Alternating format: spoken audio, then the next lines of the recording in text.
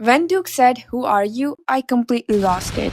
I was so happy thinking we were finally getting something sweet between them, and then bam, he forgets about her in the second last episode. I was mad at everyone, Duke, Liz, the writers, the world, but I was not going to wait for a week or worse, a year or so for another season or an episode. I had to find out the answers. And of course I did after reading the novel.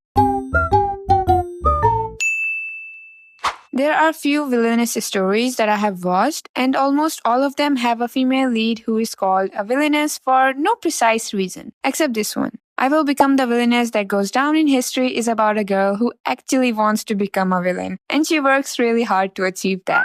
Keep that in the corner of your mind and let's talk about episode 12. It's the second last episode and I went in thinking, okay, this feels like a big finale. Even the title screamed season finale. I was so ready for episode 13 to just be some cute filler or a chill wrap up. But no, they dropped a bomb in the last 2 seconds. And Duke loses his memory of Alicia, leaving us with questions like who's the culprit? Who erased his memory? You probably think Liz, and look, I'll admit, I used to hate Liz like I was leading the anti-Liz fan club, but after learning about her charm ability, my feeling kinda changed. Imagine thinking people like you for who you are, only to realize they're basically under a spell. And then there's the fact that she didn't even know that it was happening. So it makes it kind of heartbreaking. Now to the question of did Liz erase Duke's memories? At first, I think there was a 50% chance that she did and 50% chances that she didn't. Yes, she took that book, so maybe she did something shady. But here are the spoilers from the novel. She didn't erase his memories. In fact, no one erased his memories. He was just showing off his acting skills that I didn't even know he had. Firstly, thank you so much for the fan translations. I truly appreciate you guys. Now, let's talk about the novel. At first, it seems that the Duke only forgets about Alicia because as Henry, the nice twin, joined, he asked him who Alicia was. He even knew who Jules was, and Alicia suspected that someone removed her specifically from his mind. But still, she was okay with it and was determined to act as a villainess. She introduced herself again, and he asked how she knew him and what happened to her eye. And as I said, she wanted to become a villainess. So she replied with, "It's a punishment for killing someone." Henry and Jules looked at her with a surprised expression. She needed to make sure that Duke, who has no memory, was aware of her reputation as a villainess. "You've killed people?" Duke asked with a frown. "Yes, is there a problem?" she said, smiling a little and nodding. It probably took him by surprise because he said, "You're just saying that like it's nothing." Her word could have offended him. I mean, killing someone is not something to be proud of, but she couldn't help it in that situation. "I should take my leave now." With that, Duke turned his back on them and walked away. She was completely cool with it until her father told her that Duke suspected her of his memory loss.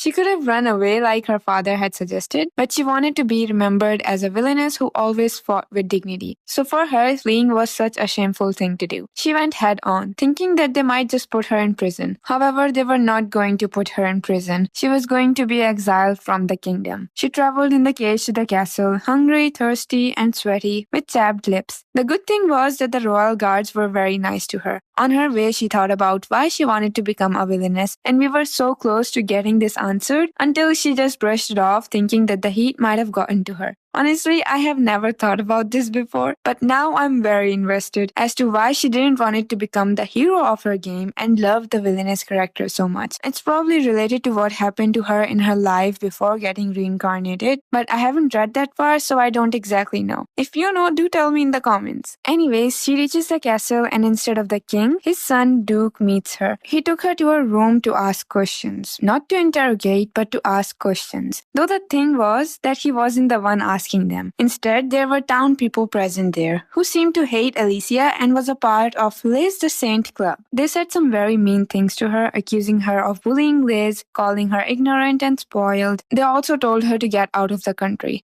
That too was fine with Alicia because the country she was going to deport her to was the country of Raval. The country she wanted to visit but couldn't possibly have because she was the daughter of one of the 5 high-ranking noblemen. The whole thing was fine, but what causes me a little pain was the way Jill acted. He's so cute and innocent, and I grow to love his character. So what happens is when they were bad-mouthing her and she, along with Duke, who claims to love her, was just listening to them, Jill burst into the room, silencing the angry crowd with his sharp glare and cold words, calling the whole situation revolting. He also confronted Duke, asking to know what the hell he was doing. Then the sweet boy turned to Alicia, and his usual calm self was replaced by desperation. But Alicia had accepted her fate. She turned to Prince Duke and said, "If one day your memories will return and if you're still able to give me your heart again, then I'd be happy to meet you." After saying those nice words, she turned to the crowd and mocked them with a, "Are you guys even honorable enough to say that to me?" She was obviously adding fuel to the fire, but isn't that what villains do? Duke finally orders the guard to take her away, and when the guards come to get her, Jill pleads with, "Don't leave me, take me with you." He promised Duke that he would regret this. This was a scene where I felt so bad, because at that time he clearly didn't know that it was in fact all planned in Duke's mind. Before leaving, Alicia knelt down and gave him a bracelet he always wanted, saying, "I'm so proud of you." Though heartbroken, Jill silently vowed to bring her back someday. But he notices Duke saying something in her ears, making her laugh. With just their expressions, he could tell that it was all indeed planned.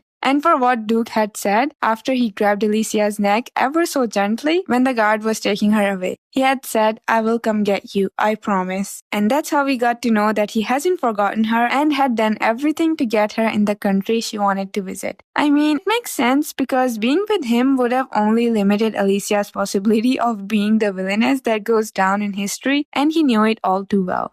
I'm pretty sure 13th episode will be this whole story, only if I had patience. At least now I don't have to wait for a year or so to continue the story, as I have already found the fan-translated novel. Though I really hope they give us season 2 fast, or by the time I finish reading these chapters. If you want to read them too, you can start by chapter 180 or 181. And make sure to support them on the Patreon if you decide to give their translation a try, because they honestly deserves it.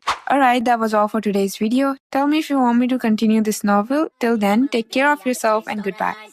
No, you'll never be the same. I don't really wanna hurt you, but I can't control the pain. If you're sticking by my side, maybe we could be okay. Okay, maybe you could be the change.